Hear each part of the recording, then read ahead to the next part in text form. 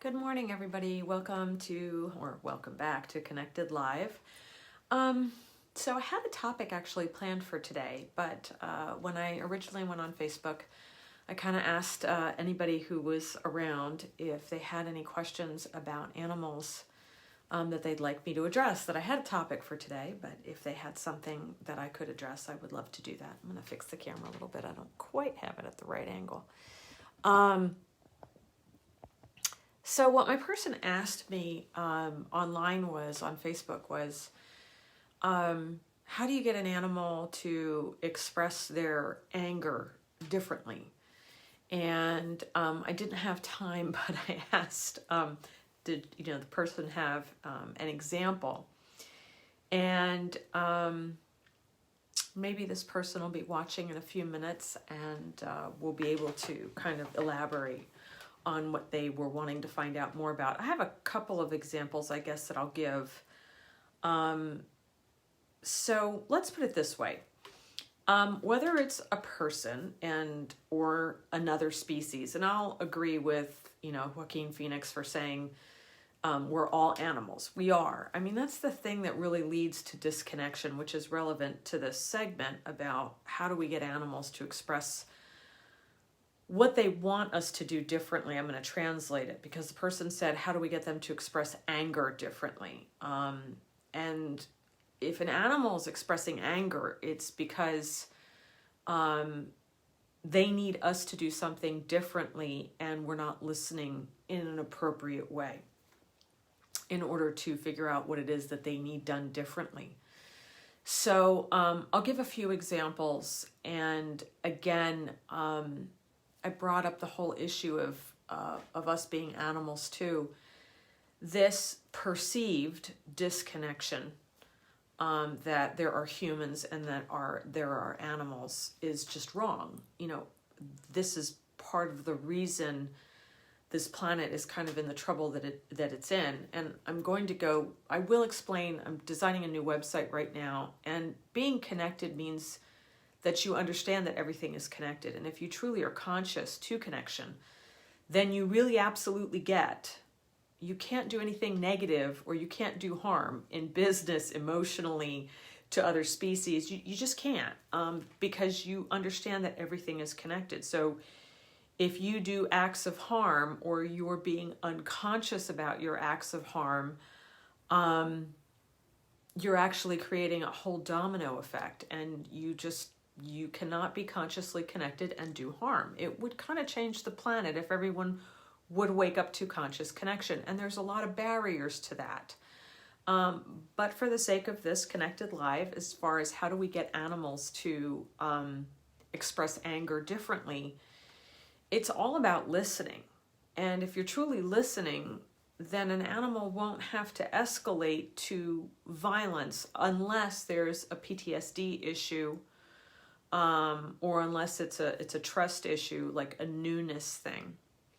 So I'll give a couple of examples. So Thor, as many know, is a big, giant, beautiful black sable German Shepherd that we rescued out of Texas with the help of Joy for Rescue Me Incorporated and Monty Hudson, and from Veterans Sake, by the way. So Thor, we get him, and this is, a lot of people will get a rescue animal or even a dog that they've bought from a breeder and think, this dog should just be so happy to have a wonderful home.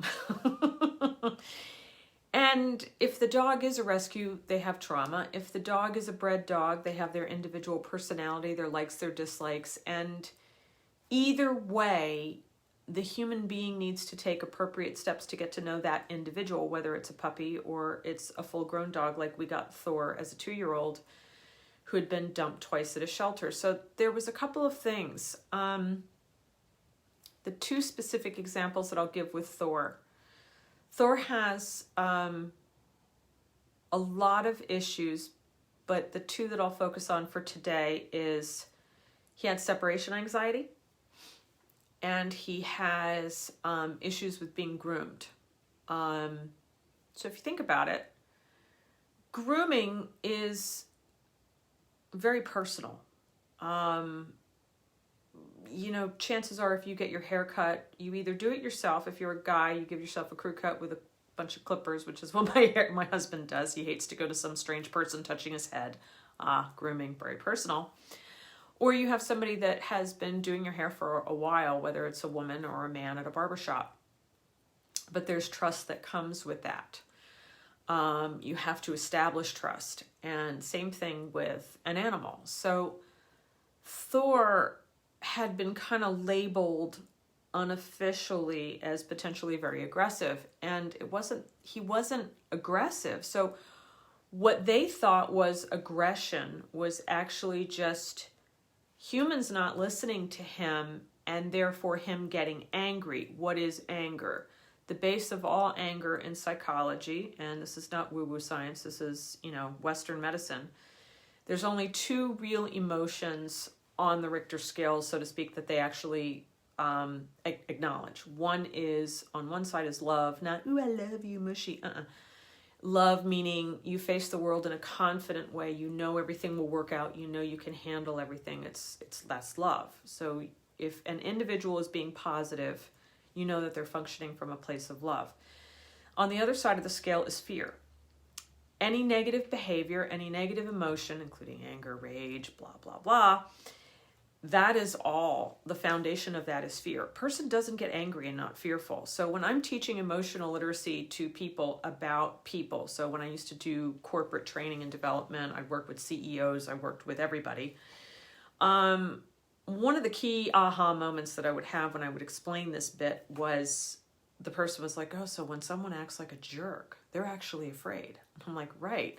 And if you can figure out what that person is afraid of, then you can address it and very quickly get to that logic place where you can talk with the person versus the emotional reaction, which is a place that you can't reach a person. So with animals and other species like Thor, it's the same thing.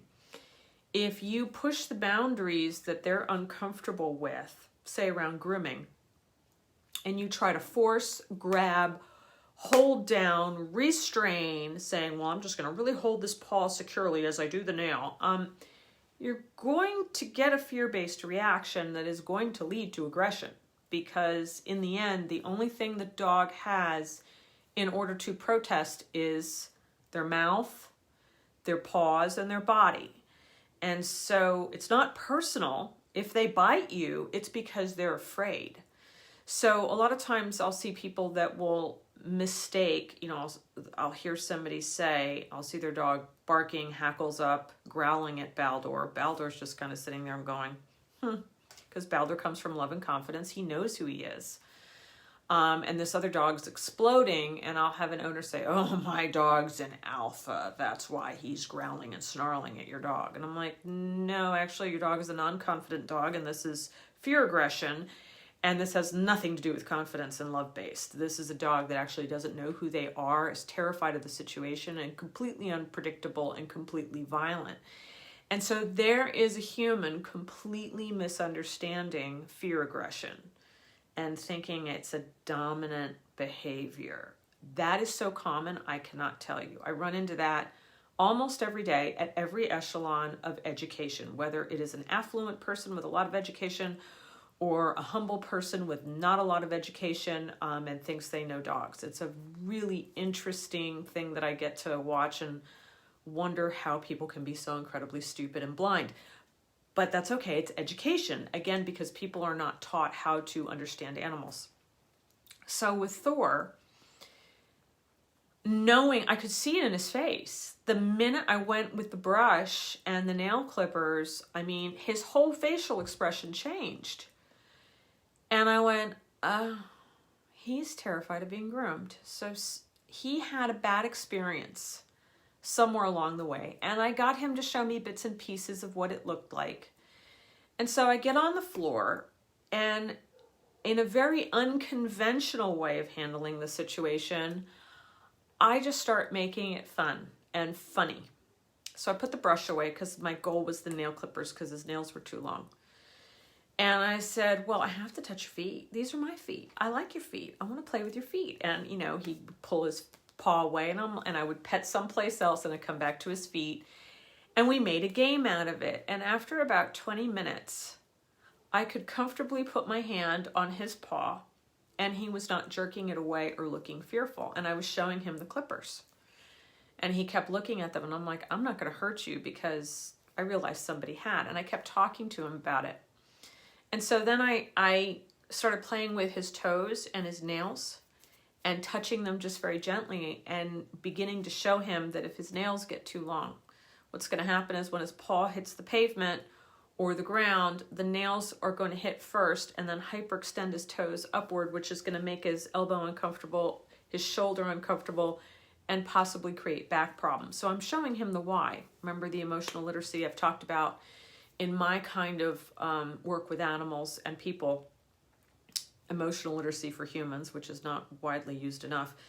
And then with ELA, emotional literacy for animals, I apply the same thing within the context of the species. So I'm giving him the why.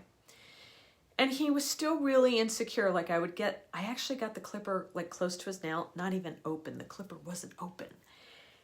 And the metal touched his nail, and there was nothing wrong with his nail, and he screamed bloody murder. This is a 125-pound German Shepherd, like screaming like I had just bled him. And I was like, wow, somebody really did a lot of damage here. And I said, okay, so I've got to show him that, I can do this. And Baldur, everybody knows Baldur, my East German Shepherd dog that's all black.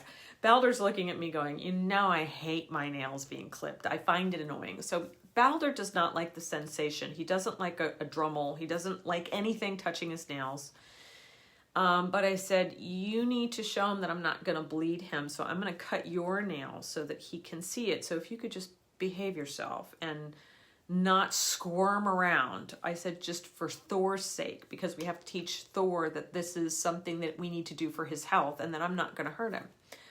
So it was fascinating. Thor, with all that nervous puppy energy, young dog energy that he still has, laid down really quietly and watched me clip some of Baldur's nails.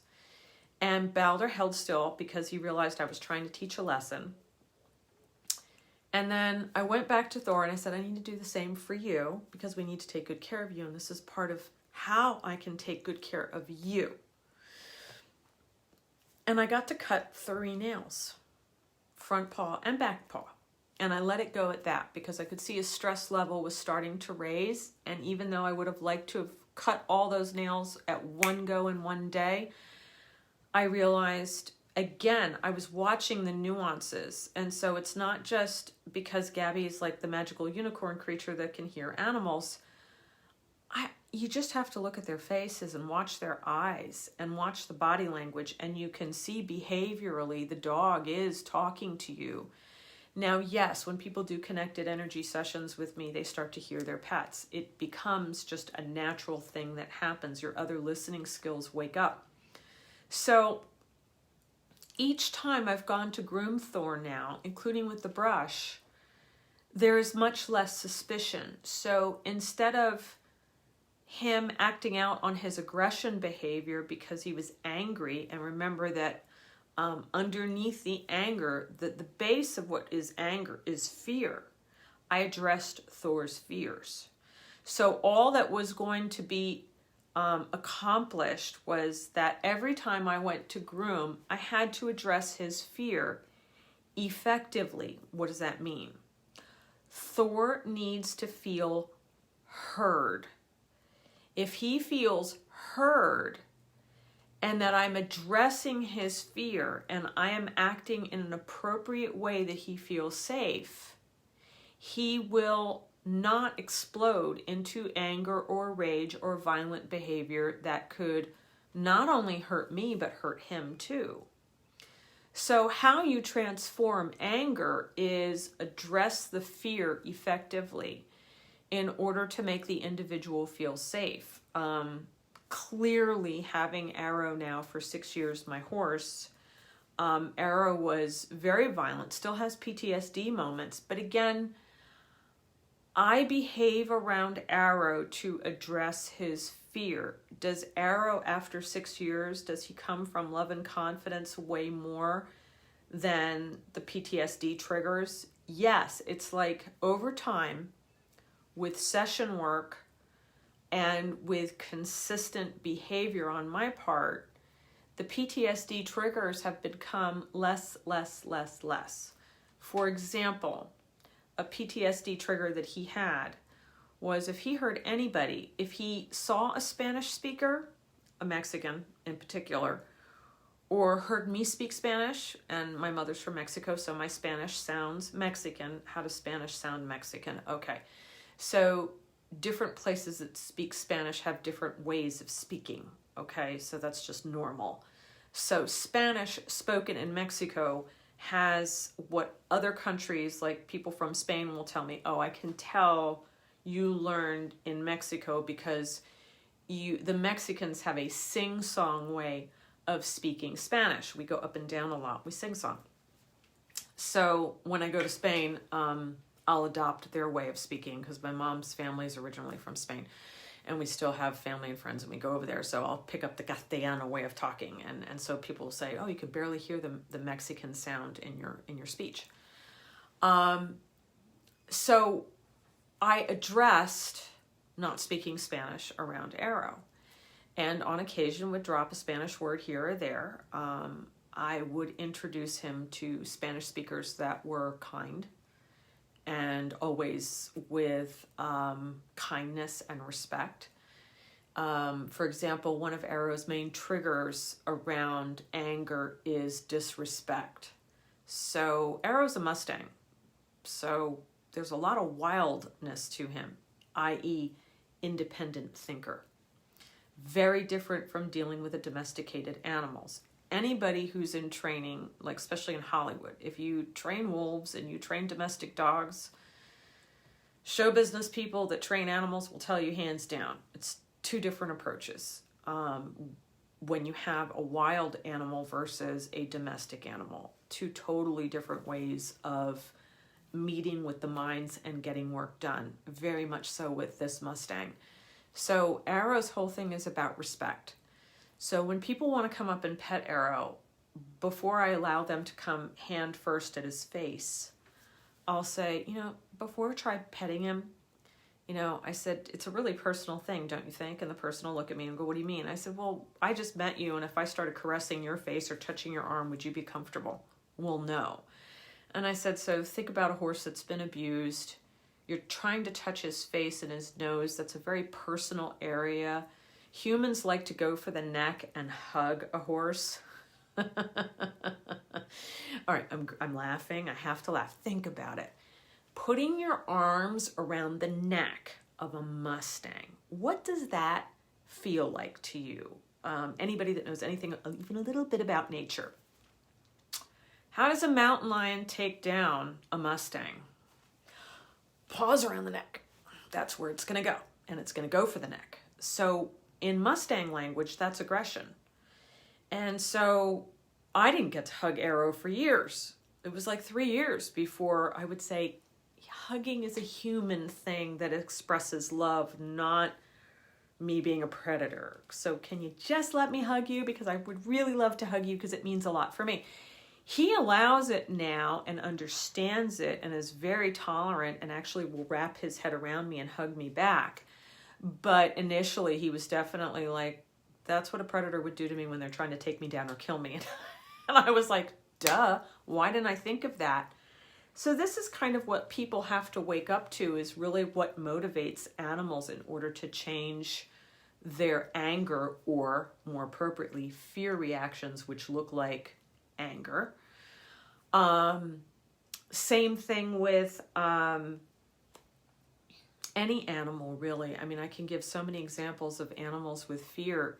You've got to really take a minute and figure out what is a respectful way to approach. Like, give you an example. The other, we were walking Baldur, and Baldur and Thor, and someone moved in really quickly before I could catch it. I'm usually a lot faster at catching stuff that's about to happen because I protect my dogs.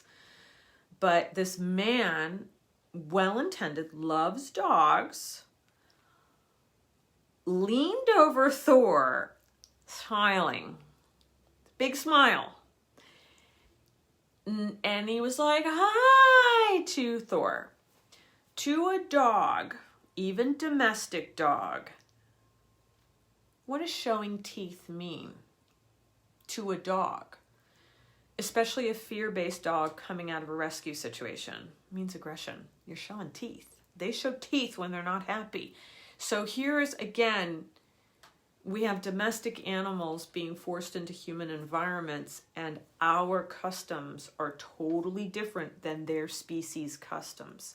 And we don't take it into account. And so therefore, so many times we create fear reactions in the forms of highly negative behaviors that we then want to blame the cat, the dog, the horse for, when it's actually our fault, because we live in unconscious disconnection. We assume that every animal just understands our intentions, whether or not it goes counter to what their species understands. So when the guy leaned back up, Thor barked. Thank God he just barked. He barked and backed up and looked at me like, help. And I got in between the two, and I said to the guy, and I said, he said, oh my God, I did something wrong. I shouldn't have bent over. And I said, okay, well here, let me help you. And I explained the teeth thing, and I explained the looming over, and I explained Thor's history. And he went, oh, that makes so much sense. I should have asked you first. And I said, yeah, but that's okay. As long as you learn something from this and then take it into your next experience to ask and not just assume that every dog is bomb proof. Like Balder is pretty much bomb proof because I've trained him, I've educated him to it. I've given him such a depth of life experiences, especially in Hollywood. I used to take him shopping with me on Melrose. He'd be a puppy and I would take him into stores, any store that would allow him. And I taught him not to sniff clothing, not to sniff racks. I taught him to stay right with me. So he has all these wonderful manners, whereas some other dogs that don't have the benefit of, Balder's education, like Thor tends to want to mark and lift his leg on everything. And I'm having to teach him, as we walk down Main Street where we live, we don't lift our legs on planters. We don't lift our legs on the lights in town. It's dirty. It's disrespectful. I'm teaching him that's about our culture, and I ask him to wait until we're in a part of the walk where he can go to the bathroom without, peeing on the sidewalks or peeing on someone's planter. Just little things that really help create positivity with your neighbors. A lot of people who aren't dog people will see a dog, peeing on their beautiful planter or the town planter, and they'll get angry about it. And I don't blame them. You're trying to keep a clean environment. I said, you don't want a guy walking down the street just to drop trout. I know it's happening in LA. People are peeing and going to the bathroom in the streets. It's a mess. But in general, genteel society, we don't do that. We find a bathroom. So I'm not saying that we find porta potties for dogs, but I am saying, on a main street, you just don't want your dog doing that. Like before I would go to Melrose or any of the places that I would go shopping with Balder, I would make sure he went to the bathroom every place that he needed to go to the bathroom. And then Balder, because he's so confident, he didn't feel the need to mark. I've had Thor with Robert and I now 4 or 5 months. He's marking so much less, and his instinct to mark. It's really funny. We were on Main Street the other day, and we were near a planter, and he merely looked, he didn't even sniff. He thought first. You saw him thinking. And he looked at the planter, and then he looked at me, and I said, good boy, Thor, this is not a good place. Wait. And then we went down our side street, which was our street, and there's trees, and there's gardens, and I said, well, here you can pee wherever you want. And then he just had a blast marking everything. But he consciously stopped himself oh, I shouldn't do that, should I? Looking to me to remind him. And I said, bravo, you got it, bud. He has so much language. And there's other stuff. Like the other day, I was throwing the ball and some guys noticed it on the roof. They were working on a house next door. And I threw the ball, and the ball kind of bounced in a place that was kind of unusual. And it was behind him. And he was sniffing like crazy, trying to find it. And I went, Thor, sweetheart. And he stopped and he looked at me. It's right behind you. Just turn around and it's right behind you. That's all I did. From 25 feet away, he turned around, saw the ball, picked it up, brought it back. And the guy on the roof of the house next door said, If I hadn't seen that, I wouldn't have believed it. That dog understood what you just said. He understood whole sentences. And I said, well, yeah. I said, any dog can learn language if we give them that expectation and give them the time and the patience to learn. And he said, wow, I should have you come over and train my dogs. And I said, well, I'll teach you, work with me, and I'll teach you how to educate your dog so that you have this kind of relationship. So remember, if your dog is exhibiting any kind of aggression issues, it's based in fear. And so if you can figure out the fear and then behaviorally address the fear in a way that the dog feels heard, you're going to start reducing those problems. You can do that through behavior, through training, education, through language, the energetic of it, like connected energy works on the subconscious of an individual to change the inside so that the idea for change comes within them. So like I had a dog that was about to be euthanized for aggressive behavior. They came to me as a last-ditch effort. They literally gave me one session to do it in, and it freaked me out because it's not the way I like to work. You know, you don't ask for major behavior change with trauma in one session and wiggle my nose and spread some fairy dust and get it done. It is therapy work. It can sometimes take, 3 sessions, 5 sessions, 10 sessions to unwind any kind of trauma or misunderstandings that a dog has, whether it's a puppy or an adult. So I was brought this dog that was aggressively trying to bite people every time the dog went into a crate. And I have a testimonial from this person on my website, and they run the only Tibetan Mastiff rescue in the United States, and they're in California, and they do wonderful work. And I gave all this context to the person that runs it, and literally I was sweating doing the session, praying that the dog would hear me, just to say, please give these people a chance. They're trying so hard. And I literally did emotional literacy, communication, and then the energetic work to help unwind the subconscious, to kind of release the nervous system so the dog could hear me. And this lady is familiar with animal communication. She does Reiki. I think she's a Reiki master in her own right, and yet came to me because my work is different. The emotional literacy part and how the connected energy works is very different.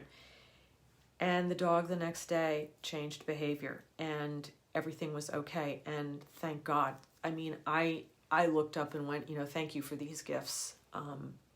Thank you. Because a dog's life was saved because I was able to get it done in one session and create a dramatic result that saved that dog's life. I literally talked to the dog the next day when I heard things were going well, and just thanked that dog so much for hearing me and saving his life and helping spread the word about my work. So if you've got a behavior challenge that goes a little beyond training or a little beyond the behaviorist you're working with or the vet, please give me a call. You can find me at GabriellaMcAllister.com or ConnectedEnergyHealing.com or HealerTV, it comes up.com as well.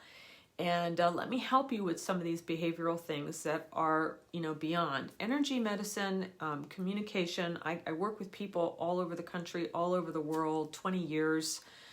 There's still people that really resist the fact that this work is real. It's not hocus pocus. It's not witchcraft. It's actually just, I know it's going to make people even weirded out even more. It's quantum physics, energy. Everything is connected. Matter is frozen energy. I don't have to travel 1,800 miles or 20,000 miles. It's just the connection is automatically there.